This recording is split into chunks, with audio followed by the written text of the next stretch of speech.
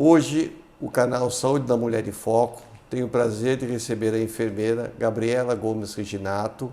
Ela tem especialização em aleitamento materno, é uma grande parceira da gente no atendimento aos nossos pacientes obstétricos e eu tenho certeza que ela vai trazer uma série de informações importantíssimas para as mães e também para os médicos quando tiverem as suas gestantes e forem orientar as suas gestantes nesse período que é o período de aleitamento materno.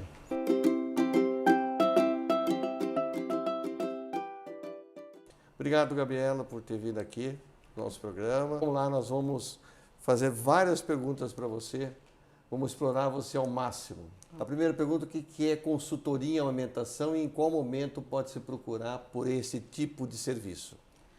Bom, primeiro, antes de mais nada, eu queria agradecer ao Dr. Politano por essa iniciativa tão importante da gente poder trazer informação para as famílias e para toda a equipe de saúde que está sempre acompanhando juntos, né, todo esse processo das famílias tão importante que é o momento do nascimento de um filho. Em relação à questão da consultoria em amamentação, o que é esse serviço? Esse serviço é um serviço de saúde, onde a gente tem um profissional que busca apoiar, empoderar e proteger o processo do aleitamento materno. É um profissional que normalmente ele faz vínculo com outros profissionais que estão acompanhando essa família, essa gestante, essa dupla, mãe e bebê. Então, esse profissional faz ponte, por exemplo, com obstetra, faz ponte com o fonoaudiólogo quando é necessário, faz ponte com o osteopata, com o pediatra. Então, é um profissional que está ali para dar justamente esse apoio e fazer o manejo de todo o processo da amamentação. Que começa, e aí já emendando a questão da resposta da próxima pergunta, começa no momento que a família procura esse profissional. Então, que momento é esse que a família busca ou pode encontrar esse profissional? Desde o pré-natal, quando ela ainda está ali com o bebê no forninho, tentando entender o que ela pensa sobre a amamentação, ela já pode buscar as informações e depois em todas as fases que a amamentação vai percorrendo. A segunda pergunta, a segunda informação que eu gostaria de ter, amamentar é um processo instintivo. Pode ser tão difícil por ser um processo instintivo? É uma pergunta bastante importante, né? Porque quando a gente pensa em algo instintivo, a gente pensa que é uma coisa que vai acontecer naturalmente. A gente vê na prática que isso não é verdade. Claro que a sucção faz parte de um instinto neurológico de nós, seres humanos. Inclusive a gente vê, são as coisas mais bonitinhas, os bebês sugando o dedo, sugando o pezinho. Porém, esse bebê, no processo da amamentação, ele não sabe, por exemplo, o quanto ou como ele precisa abrir a boca para poder fazer a sucção correta da sua mãe, o quanto que ele tem que fazer de esforço para poder coordenar todo esse processo de respiração, de deglutição. Então, é um processo instintivo, o processo de sucção, mas o de amamentação é um processo que precisa ser aprendido. E é por isso que ele é tão difícil, porque as pessoas têm esse conceito de que é instintivo. Então, uma coisa que é instintiva, eu não preciso buscar ajuda, ela vai acontecer naturalmente. E é nessa hora que acontecem as grandes frustrações, porque as famílias, por acreditarem nisso, acabam não procurando ajuda precocemente. O processo em si acaba passando por muitas dificuldades. Como me preparar ainda na gestação para a amamentação? Isso é muito frequente no consultório no pré-natal, né? Paciente do pré-natal falando, o que eu faço? Lá no passado passava bucha no mamilo e mandava tomar sol. E eu passei um período em que eu vi colocar casca de banana. É uma preocupação que a paciente tem no pré-natal. Então, Gabriela, o que é essa história de preparar na gestação para a amamentação? Eu acho que antes de mais nada, a gente precisa entender e já ir trabalhando com a gestante desde o comecinho, que o corpo dela, a partir do momento que ela começa a gestar um bebê, ele já começa a se preparar, inclusive, para o processo da amamentação, que vai acontecer só depois que esse bebê nascer. Acontece, aí sim, naturalmente, um processo de preparo do corpo. Já começa a mudar, por exemplo, a cor da auréola para que o bebê consiga fazer ali a identificação. Tem toda uma modificação que acontece natural dessa região do mamilo também, que independe da mãe passar algum tipo de produto ou não. Então, o corpo da mãe já está se preparando para esse momento. Acho que esse é o primeiro ponto. O segundo ponto, que eu acho que é muito importante, que acho que além de qualquer orientação de tomar sol, passar pomada, não passar pomada, que isso é muito individual de cada situação, a família, mais do que nunca, e ainda mais nessa era, né, onde a gente tem acesso a muitas informações, ela precisa se preparar se empoderando de informações. Então, acho que o primeiro ponto é ela ter a ciência do que ela quer, que aquela família deseja e pensa sobre o processo da amamentação e buscar informações, se cercar de profissionais que apoiem essa decisão, caminhem ao lado dela para que a amamentação flua. É claro que, do ponto de vista prático, a gente tem algumas questões que já caíram por terra, a própria questão de passar bucha, antes acreditava-se que você tinha que ficar ali a partir do 6º mês passando linha vegetal no mamilo para poder liar o mamilo, calejar o mamilo. Hoje essa orientação já caiu por terra.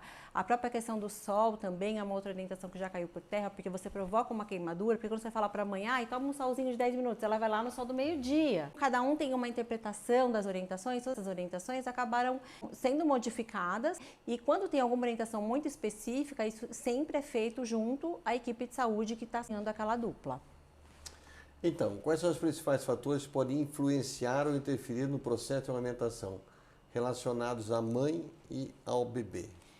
Aqui eu gosto muito de frisar que no momento da consultoria em amamentação, ainda no pré-natal, isso ainda é um sonho nosso, né, doutor? Que todas as gestantes no pré-natal consigam olhar para todas as áreas da sua saúde e também para a questão da amamentação como uma questão de saúde para ela. Mas aqui existem situações que dependem, por exemplo, da mãe e situações que dependem, por exemplo, do bebê. Que situações, por exemplo, que podem interferir na amamentação que dependem da mãe? Por exemplo, uma cirurgia mamária. Dependendo de como essa cirurgia foi feita lá atrás, às vezes a mãe nem tem mais contato com esse médico, ela pode ter alguma estrutura corrompida ali e isso interferir no processo da amamentação. Então, ali, a consultoria em amamentação, junto com a equipe de saúde dessa família, vai fazer um manejo da situação na hora que a gente colocar essa máquina para funcionar. Outra situação que a gente também não tem como controlar ainda no pré-natal. O bebê nasce com uma linguinha presa. Então, a gente só vai conseguir saber disso depois que o bebê nascer. E ali fazer o manejo disso no pós-parto, junto com toda a equipe de saúde, com a fono, com o dentista, enfim, com todo mundo que estiver acompanhando essa família também. Então, é importante a gente ter essa noção de que a gente tem, enquanto a gente está com o bebê na nossa barriga, uma sensação de controle. A partir do momento que aquele bebê nasce, as coisas saem do nosso controle. Isso muitas vezes causa muita angústia nas mães. É importante no pré-natal, principalmente na consultoria, a gente fazer esse balanço e deixar claro para a mãe e para a família quais são os pontos que podem depender dela e os pontos que são relacionados ao bebê que podem interferir no processo. A dor durante a sucção do bebê é normal? Muito bem. A dor, ela é uma questão bastante delicada. Por quê? Primeiro porque ela é um ponto muito individual. Cada um tem um limiar de dor, cada um tem uma sensibilidade à dor. Então isso é um outro ponto que a gente discute bastante no processo da consultoria. Por quê? Porque a região do mamilo por si só, ela é uma região muito sensível. Não está acostumada a esse tipo de estímulo. Que estímulo? O estímulo de sucção, de força, de atrito. Então é o que eu sempre falo para as famílias. Vai ser uma coisa confortável, como a gente vê nas revistas, as mulheres lindas lá, sorrindo, amamentando nos primeiros dias, principalmente as primeiras mamadas? Não, não vai ser confortável, mas não é para ter dor. Se temos dor em algum momento do processo da amamentação, significa que nós temos que fazer uma pausa e revisitar a causa dessa dor. Porque se há dor, temos um problema que precisa ser visto. Acho que isso é um ponto muito importante, porque a gente ainda tem a cultura de que a dor faz parte, de que vai calejar e que vai passar. Não, eu vou ter que dar porque é assim mesmo, eu tenho aquele bebê dependendo de mim, preciso dar mesmo doendo muito, mesmo sangrando. E não, se a gente tem dor, a gente tem todo um aparato na área da saúde que consegue dar um suporte para a mãe, para que a gente consiga principalmente identificar a causa dessa dor e corrigir. Por que acontecem as fissuras ou machucados na mama? Como fazer o tratamento dessas lesões? Bom, as fissuras ou os machucados, são os grandes pontos de angústia das mães ainda na gestação e no pós-parto também, porque realmente são fissuras que acontecem numa região que é muito sensível e a mãe já está num momento também muito sensível do ponto de vista emocional também. Essa dor é uma dor importante e incapacitante.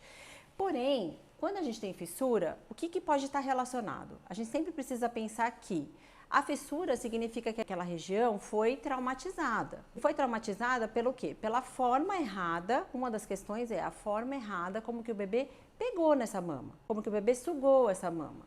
E que situações podem ter isso? Inúmeras, desde uma linguinha presa, que é uma situação que a gente não consegue controlar e só colocando o bebê para mamar que a gente vai descobrir. Desde um posicionamento errado dessa mãe, às vezes o jeito que ela colocou, o bebê tá mais para baixo, mais para cima, ele precisa fazer um esforço muito grande e ele faz força para poder sugar e ele acaba machucando a mãe.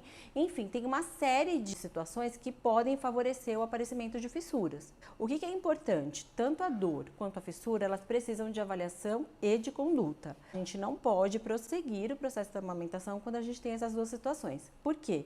Porque a gente abre porta, uma vez que a gente tem, principalmente a fissura, a gente abre porta para infecções. E aí sim, a gente acaba esbarrando num problema muito maior, que pode inclusive levar ao próprio desmame precoce, que é, por exemplo, a situação de uma mastite, ou mesmo uma candidíase mamária, que causa uma dor muito incapacitante na mãe. E aí a gente vai ter o processo da amamentação, muitas vezes até interrompido de forma precoce por conta disso. Quando podemos ter uma produção de leite insuficiente? Esse também é um grande ponto que as mães trazem no pré-natal. Será que eu vou ter leite suficiente para amamentar o meu bebê? Por quê? Porque a gente não consegue acreditar de fato na potência que o nosso corpo tem de conseguir oferecer para o nosso bebê exatamente o que ele precisa. E como que o nosso corpo entende, como que o nosso corpo vai produzir que o nosso bebê precisa exatamente? Através de estímulo. A gente precisa pensar que o nosso corpo, ele não é estoque, ele é fábrica. E essa fábrica, quem comanda é o bebê. Então, quanto mais a gente estimula esse corpo, quanto mais o bebê mama, mais o seu corpo vai entender que de fato ele precisa produzir, mais ele vai entender a demanda desse bebê. Então, a produção de leite insuficiente, dificilmente ela acontece quando, por exemplo, a mãe não tem nenhuma doença de base, como hipotireoidismo, ou alguma depressão pós-parto, onde a mãe não consegue ter aquela relação com o bebê para que aconteça todo esse estímulo. Então, a produção de leite, ela normalmente ela é para acontecer, ela vai se organizando no decorrer do processo parto, demora de 6 a 8 semanas para se organizar, mas ela é para ir acontecendo. Uma vez identificado que a mãe não consegue produzir leite suficiente, a gente tem outros mecanismos, inclusive a própria amamentação mista, que a gente consiga ter uma dupla feliz, curtindo o desenvolvimento daquele bebê, acontecendo todas as conexões aí emocionais e psicológicas que precisam acontecer nesse momento. Vou ser menos mãe se eu precisar dar complemento ao meu bebê? Isso é uma pergunta muito frequente no consultório. Essa é uma pergunta muito frequente, é uma pergunta que costuma trazer muita angústia para as mães também. Por quê? Porque a gente sempre brinca, o complemento ele não é veneno. Claro que ele não é a mesma coisa que o leite materno. Quem sou eu aqui para falar que é? Mas ele não é veneno. Ali, justamente para poder garantir, se em algum momento do processo acontecer algum desequilíbrio, garantir que o bebê fique minimamente nutrido. Então, é claro que você não vai ser menos mãe se você precisar complementar, muito pelo contrário. Uma vez você tendo o seu bebê tranquilo ali, a tendência é que você também fique tranquila, consiga se restabelecer todo esse processo e a coisa tende a fluir. É o que eu sempre falo. Nessa era que a gente está da informação, onde a gente se compara muito com outras mães, o tem amamentação exclusiva, tem o que fazer. Não tem. Cada família tem a sua realidade, cada família tem a sua necessidade e é muito louvável quando a família consegue enxergar esse processo, por exemplo, do complemento, como oportunidade de conseguir fazer o seu melhor para o seu bebê, porque muitas vezes é o que é possível e o que é melhor naquele momento e tudo bem. Ninguém vai ser menos mãe ou menos pai porque está dando complemento, muito pelo contrário. O tipo de mamilo pode interferir no processo de alimentação? Então essa é uma dúvida que muitas pacientes têm. Porque eu tenho um mamilo invertido, ou porque a minha amiga tinha um mamilo maior ou menor e por conta disso ela não conseguiu aumentar. Então, nós temos no dia a dia do consultório, durante o pré-natal, quando vai se aproximando a data do parto, da paciente preocupada, desejosa de amamentar, posicionamento e o tamanho do seu mamilo. A questão do tipo de mamilo é um outro ponto que também é muito importante que a gente trabalha na consultoria, porque além da avaliação que a gente faz, né, durante a consultoria dos dois mamilos da mãe, que pode acontecer de um ser de uma forma e do outro ser de outra, acontece também, o que a gente trabalha muito, assim? O conceito da própria sucção, né? Então o bebê, para ele conseguir fazer uma boa pega, ou seja, ele conseguir abocanhar o peito da mãe, ele não necessariamente precisa do mamilo. O mamilo é o bico do peito. Não necessariamente ele precisa do mamilo. O mais importante é que a auréola, aquela parte escura, esteja bem molinha para que ela consiga esticar dentro da boca do bebê e ele consiga fazer essa ordenha de forma efetiva. Então, muitas vezes, o mamilo, na cabeça das pessoas, acaba sendo necessário por conta da questão da mamadeira. Tem o bico ali. Você não vê nenhuma mamadeira com bico plano, nem com bico invertido. Todas as mamadeiras têm o bico para fora. E daí isso cria dentro da cabeça das mães essa cultura de que o correto, né, o bico que vai ter sucesso para amamentar é esse bico que está para fora. Mas não, o que a gente precisa é ter uma mama sempre macia, uma auréola sempre viável, bem molinha, para que ela consiga esticar no momento que o bebê faz a sucção correta e efetiva. Esterogestação, o que acontece nessa fase? Muito bem, a esterogestação, ela é um processo que acontece 3 meses após a gestação. Que período é esse? É um período de adaptação à vida aqui fora do útero. Não é uma adaptação só para o bebê. Eu brinco com as famílias, doutor, que os bebês nascem com a plaquinha escrito não perturbe. Então, ele tinha tudo à disposição, né? E, de repente, ele precisa respirar, né? Engolir, deglutir, chorar, sentir calor, sentir frio, suga, suga, suga e não aparece nada. E esse processo de adaptação é um processo difícil. Então, existem algumas alternativas e a sucção e a amamentação estão dentro delas, que é muito importante que as famílias tomem ciência, e aí sim, ainda na gestação, que vão ajudar nesse processo de adaptação. Então, que condutas são essas? Então, a própria amamentação, ela é um ponto importante, por quê? Porque ela acalma o bebê, a sucção, como a gente falou, ela é uma necessidade neurológica, então a amamentação, ela acalma o bebê, o contato com a mãe, com o calor da mãe, ouvindo a voz da mãe, tudo isso é um processo que acalma muito o bebê e faz todo o jogo hormonal também para que aconteça o equilíbrio da produção. Outra coisa, o colo. O colo, o contato, essa coisa do conchego, isso também é um outro processo que o bebê precisa muito nesse processo de esterogestação. O colo não mima, não estraga, né? Muito pelo contrário, né? Principalmente nesses 3 primeiros meses, o bebê precisa muito desse contato físico com os principais cuidadores, né?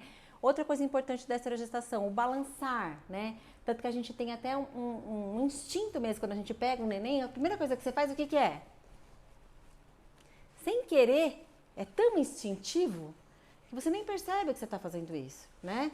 Outra coisa que a gente faz também é fazer as batidinhas sem querer. Você balança e dá uma batidinha, que é o quê? Você sem querer está simulando o ambiente que ele estava ali dentro da barriga, que é o ambiente uterino, onde ele tinha sentiu os movimentos da mãe, ouviu o coração. Então, se a gente aqui fora tentar trazer esse ambiente o mais próximo possível dele, ele tende a ser um bebê mais tranquilo, um bebê mais calmo, e a gente consegue fazer com que o processo da amamentação flua melhor. O tipo de parto, vaginal ou cesárea, pode fazer diferença no processo da amamentação? Essa é a top pergunta, one. é a pergunta mais frequente, né? Aqui, gente, acho que é não só uma questão de técnica de parto, mas de expectativa da família, né? Porque muitas vezes aqui a família tem a expectativa, por exemplo, de um parto vaginal e acontece um parto cesárea e ela acha que todo o resto vai dar errado, né? Ou ao contrário, né? A família tá lá agendada a cesárea, de repente ela entra em parto e tem bebê no caminho, acontece um parto normal no caminho, ela já acha que o resto vai dar errado. Então, tem toda uma questão de expectativa em torno dessa questão do parto vaginal e do parto cesárea. O que a gente tem aí do ponto de vista científico? Até hoje, a gente não tem nada, tá, que cruze claramente que o parto vaginal ou o parto cesárea, eles tem melhor ou pior desfecho com relação ao processo. O que a gente vê, né, na prática clínica, e isso é fisiológico? É claro que um parto normal, ele do ponto de vista fisiológico, de funcionamento do corpo, o bebê recebeu o estímulo ali, né, tocar a campainha, tá na hora de sair, né, então o processo tende a ser melhor, tende a ser. Por quê? Porque um parto vaginal, por exemplo, ele também pode ser um parto cheio de intervenções, apesar de ser normal, né? Pode acontecer uma laceração no períneo, onde essa mãe vai ter uma recuperação difícil, né? Vai precisar tomar um monte de remédio, que às vezes não vai poder amamentar, não vai conseguir andar, não vai conseguir sentar. Então, não necessariamente uma coisa está ligada à outra, né? O parto cesárea, a mesma coisa, né? A gente sabe que é uma cirurgia, né? Hoje já está muito evoluído, mas é um processo cirúrgico, né? Que vai acontecer uma recuperação. Então, tem aí as suas questões. Mas o mais importante de tudo isso, que eu acho que tem que ficar de mensagem com relação a esse ponto, né, que é o que eu sempre deixo nas consultorias, independente da sua via de parto, seja ela vaginal ou parto cesárea, independente do que você quer e independente do que aconteça, porque uma coisa é o que eu quero e uma coisa é o que de fato vai acontecer, o principal, isso tem que acontecer com segurança. Acho que esse é o primeiro ponto, né, tanto para você quanto para o seu bebê.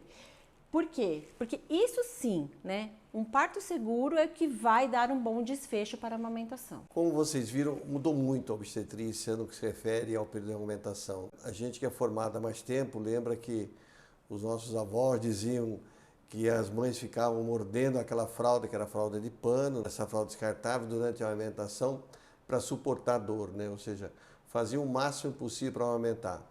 E nós passamos um período em que as pessoas amamentavam pouco, né? Ficavam preocupadas, a mínima dor, elas pararam de amamentar, e isso durou muitos anos em que as mulheres abandonavam a amamentação por conta da dor ou por outras razões, o mastite.